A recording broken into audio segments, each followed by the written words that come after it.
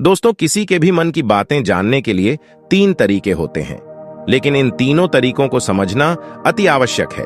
यदि आप इन तीनों तरीकों को समझ लेते हैं तो आप किसी के भी मन की बातें बड़ी ही आसानी से जान सकते हैं, समझ सकते हैं। तो चलिए इसे एक बुद्ध कहानी के माध्यम से समझते हैं कि किस तरह से आप दूसरों की मन की बातें जान सकते हैं, समझ सकते हैं। बहुत समय पहले की बात है। एक छोटा सा गांव था। उस गांव में 2 भाई रहा करते थे। बड़ा भाई अंधा था, जिस कारण वह हमेशा घर पर ही बैठा रहता था, और छोटा भाई खेती बाड़ी किया करता था। लेकिन खेतों में अधिक जानवर आने से पूरी फसलें नष्ट हो जाती थीं, जिस कारण छोटा भाई बहुत परेशान हो चुका था। तभी उसे एक तरकीब सूझी। एक दिन उसने सोचा, खेतों में से इन जानवर को भगाने के लिए क्यों ना मैं अपने बड़े भाई की मदद लूं। वैसे भी बड़े भैया अंधे हैं। अगर वह खेत में बैठे रहेंगे और जानवरों की आहट आने पर वह उन्हें जोर से चिल्लाकर भागा सकते हैं, जिससे हमारे फसलें बच सकती है। इसलिए उन्हें मैं खेत में बिठा देता हूं। ये सब सोच विचार करने के बाद उसने अपने खेत में ही एक छोटी सी झोपड़ी तैयार की और अपने अंधे भाई को उस खेत में बिठा दिया और उनसे कहा, भैया, यदि कोई जानवर की आहट आपको सुनाई दे तो आप जोर जोर से चिल्लाना। यह सुनकर वह जानवर यहां से भाग जाएंगे और हमारे फसलें नष्ट होने से बच जाएगी। बड़ा भाई अपने छोटे भाई की बात मान लेता है और वो उस दिन से खेत में ही रहना शुरू कर देता है। जब भी किसी जानवर की आहट उसे सुनाई देती तो वो तुरंत जोर जोर से चिल्लाना शुरू कर देता, जिससे वो जानवर उसके खेतों से भाग जाते। ऐसा करते करते कई दिन बीत चुके थे।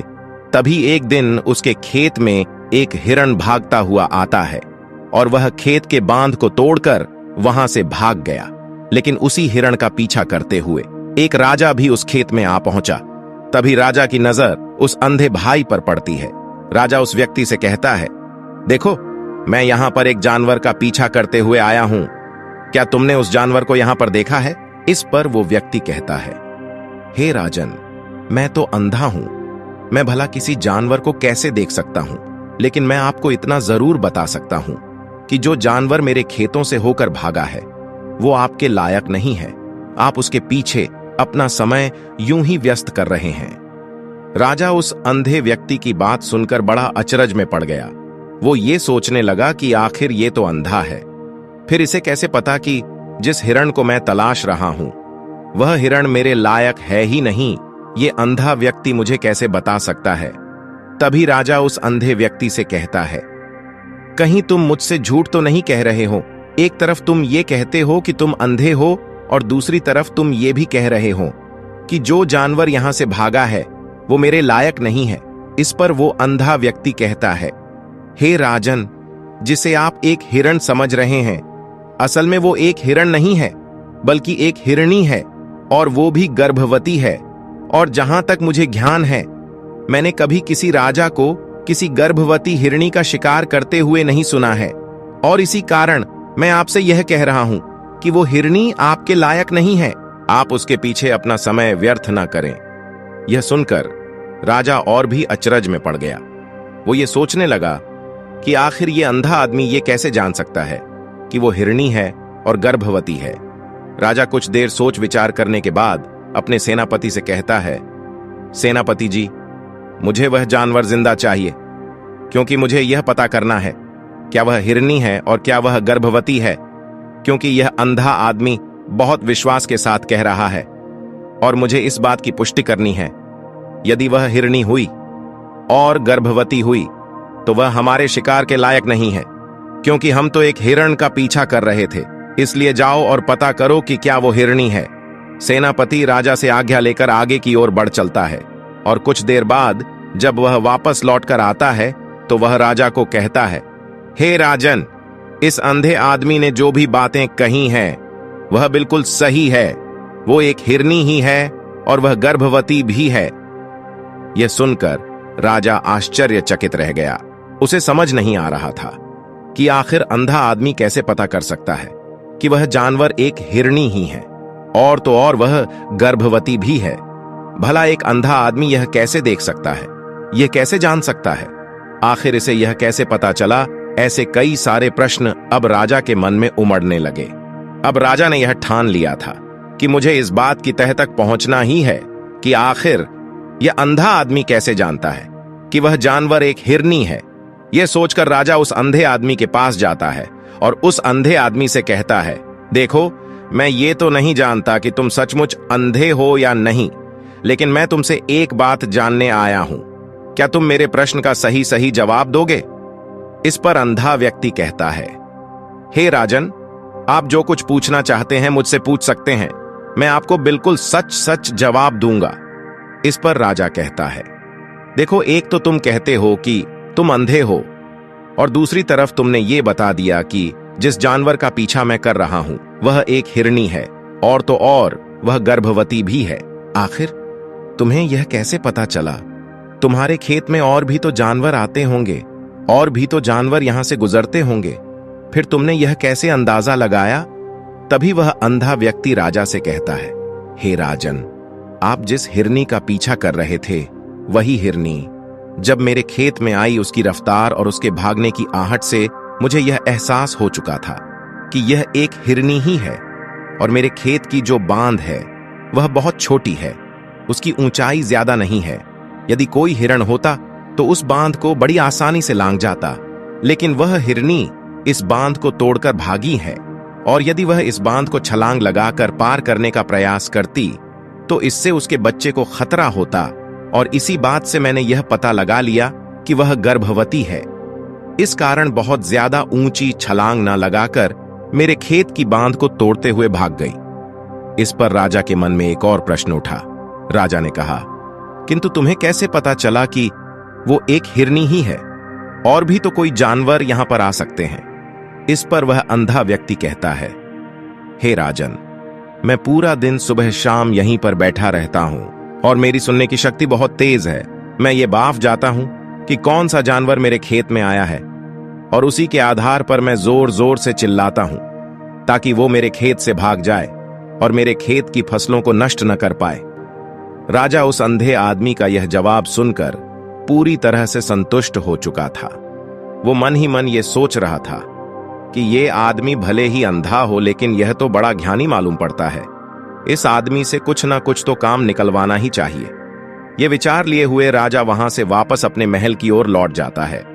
राजमहल पहुंचते ही राजा उस अंधे व्यक्ति से कहता है, आप तो बड़े ज्ञानी व्यक्ति हैं, आपको किसी भी बात का पता बड़ी आसानी से चल जाता है। आज मैंने आपको यहां पर इसलिए बुलाया है क्योंकि मैं आपसे यह जानना चाहता हूं कि मेरी पत्नी पतिव्रता है या नहीं। इस पर वह अंधा व्यक्ति कहता है, हे राजन, यह कैसा प्रश्न हुआ? इस पर राजा कहता है, मैंने आपसे बिल्कुल उचित प्रश्न किया है, मुझे इस प्रश्न का उत्तर दीजिए। इस पर वह अंधा व्यक्ति कहता है, हे राजन, ये सारी बातें जाने दीजिए। आपकी शादी को इतने साल बीत चुके हैं और अब आप ये बात क्यों जानना चाहते हैं? आपके मन में ऐसे प्रश्न क्यों उठ रहे हैं? इस पर राजा जिद करते हुए कहता है, देखिए, आपको मुझे इस प्रश्न का उत्तर तो देना ही होगा। यदि आप मुझे इस प्रश्न का उत्तर नहीं देंगे तो मैं आपको मृत्यु दंड दे दूंगा। राजा के मुख से यह बात सुनकर वह अंधा व्यक्ति कहता है, हे राजन, यदि आप इस प्रश्न का उत्तर चाहते हैं तो उसके लिए आपको मेरा एक काम करना होगा। राजा कहता है, बोलो, मुझे क्या काम करना होगा? इस पर व्यक्ति कहता है, इसके लिए आपकी पत्नी को मेरे साथ कमरे में अकेले छोड़ना होगा। उस अंधे व्यक्ति की यह बात सुनकर राजा पहले तो क्रोधित हो जाता है, लेकिन फिर कुछ सोच विचार करने के बाद वह उस व्यक्ति की बात मान लेता है और अपने सेनापति को आदेश देता है, सेनापति जी, इस व्यक्ति को और मेरी पत्नी को एक कमरे में कुछ देर के लिए अकेला छोड़ दें। सेनापति बिल्कुल वैसा ही करता है। अब राजा की पत्नी और अंधा आदमी एक कमरे में बंद हो चुके होते हैं। तभी वो अंधा आदमी राजा की पत्नी से कहता है, मुझे आपको छूना है। इस बात पर रानी अत्यधिक क्रोधित हो जाती है और उस अंधे आदमी को वह पकड़ पकड़ कर पीटने लगती है, कभी हाथों से तो कभी लातों से तो कभी पटक पटक कर। इस तरह से उन्होंने उस अंधे आदमी की खूब पिटाई की। उसके बाद किसी तरह से वह अंधा आदमी अपनी जान बचाकर वहां से भाग निकलता है और वह राजा के पास पहुंचता है और वह राजा से कहता है, हे राजन, आपकी पत्नी पतिव्रता नहीं है। ये बात सुनकर राजा अत्यधिक क्रोधित हो उठता है और राजा अपनी तलवार निकालकर सीधा अपनी पत्नी की ओर जाता है और क्रोधित होकर वह अपनी रानी से कहता है, रानी जी, आज मैं जो भी सवाल आपसे करने वाला हूं उसका मुझे सच सच जवाब दीजिएगा, और यदि आपने एक शब्द भी झूठ कहा तो मैं आपका अभी के अभी सर धड़ से अलग कर दूंगा। तभी आगे महाराज कहता है, मुझे बताइए, क्या आप पतिव्रता हैं या नहीं? इस पर रानी कहती है, हे राजन, आप भले ही मुझे जान से मरवा दीजिए, लेकिन मैं पतिव्रता नहीं हूं। राजा यह बात सुनकर बहुत खुश हुआ, क्योंकि उस अंधे आदमी ने जो भी कहा था वह बिल्कुल सच था। यह बात सुनकर तुरंत ही राजा उस आदमी के पास पहुंचता है और आकर उस अंधे आदमी से कहता है, तुम्हें कैसे पता चला कि मेरी पत्नी पतिव्रता नहीं है? इस पर वह अंधा आदमी कहता है, हे राजन, बड़ी सीधी सी बात है। मैंने तो आपकी पत्नी से बस इतना ही कहा था कि मुझे आपको छूना है, और इस बात पर वह इतना क्रोधित हो उठी कि उन्होंने गुस्से में आकर मुझे लात गुस्सा से पीटना शुरू कर दिया। और भला कोई औरत किसी और मर्द को कैसे छू सकती है? लेकिन उन्होंने ना आव देखा ना ताव, बस लात घुसे मुझ पर बरसाने शुरू कर दिया। वह भी तो एक छूना ही हुआ, और एक पतिव्रता नारी कभी भी पराये मर्द को नहीं छूती।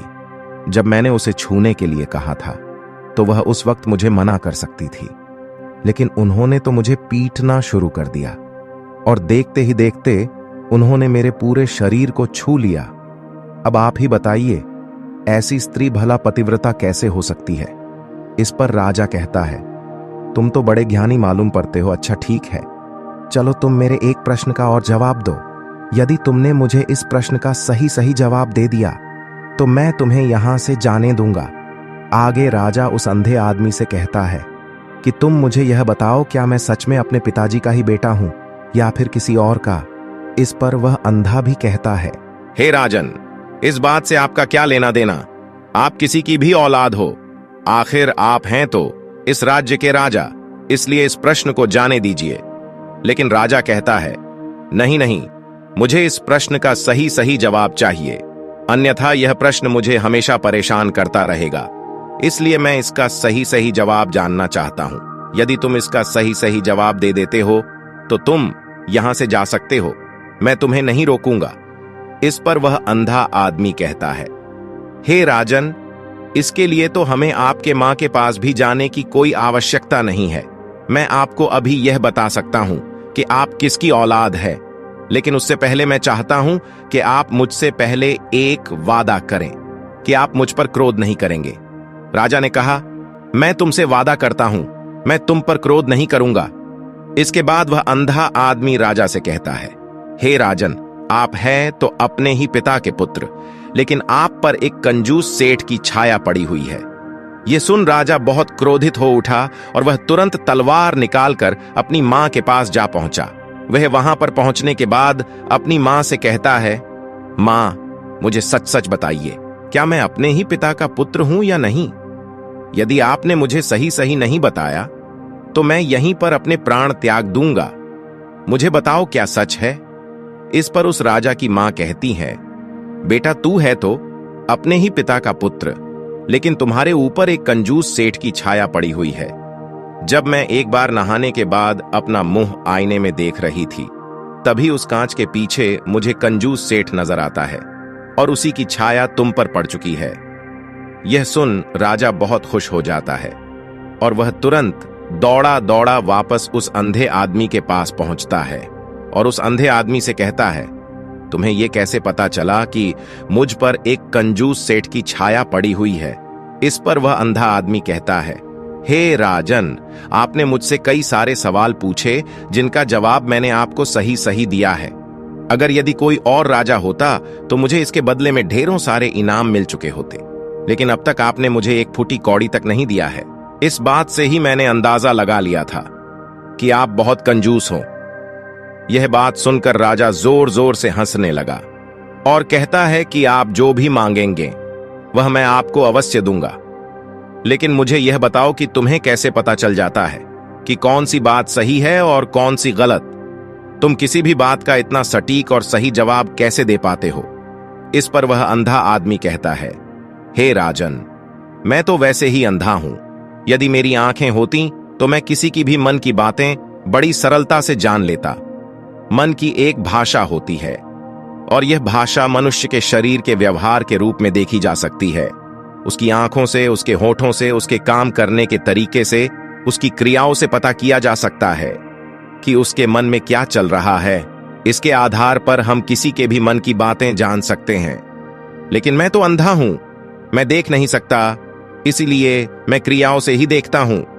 यदि मुझे कोई बात जाननी हो तो अगले आदमी को कुछ काम देना पड़ता है, जिस पर वह व्यक्ति किस प्रकार काम करता है, किस तरीके से इस काम को करता है, उसके आधार पर ही मैं ये पता कर पाता हूं कि उसके मन में क्या चल रहा है। तभी वह राजा कहता है। तो क्या इसका अर्थ यह हुआ कि मैं भी किसी के मन की बातें जान सकता हूं?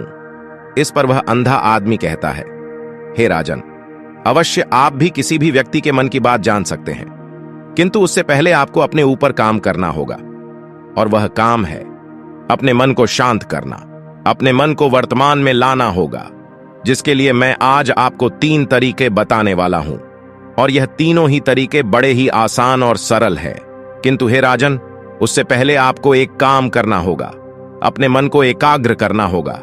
जब हम अपने मन को एकाग्र करते हैं, अपने मन को वर्तमान में लाते हैं, तो हम दूसरे के मन की बात जान सकते हैं, क्योंकि वह आदमी अभी भी अपने मन में वर्तमान में ही सोच रहा है। और हमें भी मन को वर्तमान में ही लाना होगा, तभी हम उसके मन की बातें जान सकते हैं। यदि हम अतीत में हुई घटनाओं के बारे में सोच रहे हैं, तो वह जो अगला आदमी वर्तमान में सोच रहा है, वर्तमान में अपने मन में बात कर रहा है, वह हम कैसे जान पाएंगे? क्योंकि हम तो अतीत की घटनाओं में डूबे हुए हैं। इसलिए किसी के भी मन की बात जानने के लिए सबसे पहले हमें हमारे मन को एकाग्र करना होगा, उसे वर्तमान में लाना होगा। आगे वह व्यक्ति राजा से कहता है, हे राजन, जो 3 तरीके मैं आपको बताने वाला हूं, इन 3 तरीकों से बड़ी आसानी से किसी के भी मन की बातें जान सकते हैं। उसके बाद वह अंधा आदमी राजा से कहता है, हे राजन, जो सबसे पहला तरीका है वह आंखों पर ध्यान देना। किसी व्यक्ति से बात करते वक्त उसकी आंखों में देखना, उसकी आंखों पर ध्यान देना, जो सबसे ज्यादा जरूरी है, क्योंकि आंखें बोलती नहीं पर बहुत कुछ कह जाती है। यदि हम किसी व्यक्ति की आंखों के इशारों को समझना सीख जाए, तो हम यह जान पाएंगे कि व्यक्ति के दिमाग में क्या चल रहा है, वो क्या सोच रहा है और अभी वह क्या करने वाला है। मेरे पास आंखें नहीं है, लेकिन मैंने अपने गुरु से यह विद्या सीखी है, क्योंकि बहुत सालों पहले मेरे पास आंखें थीं और मैं उस वक्त लोगों के मन की बातें केवल उनकी आंखों से ही जान लेता था।